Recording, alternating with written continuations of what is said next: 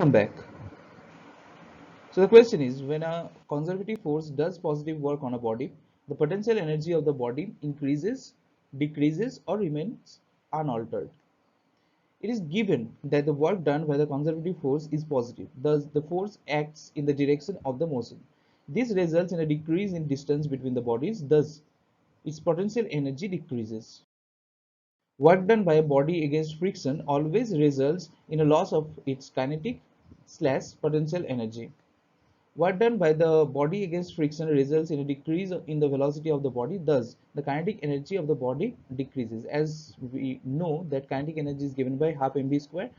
So if v decreases, eventually the kinetic energy also decreases. The rate of change of total momentum of a many particle system is proportional to the external force slash sum of the internal forces on the system. The internal force cannot produce a change in the total momentum as no external force is acting. Thus, the change in total momentum is proportional to the external forces acting on the body. In an elastic collision of two bodies, the quantities which do not change after the collision are total kinetic energy or total linear momentum or total energy of the system of two bodies.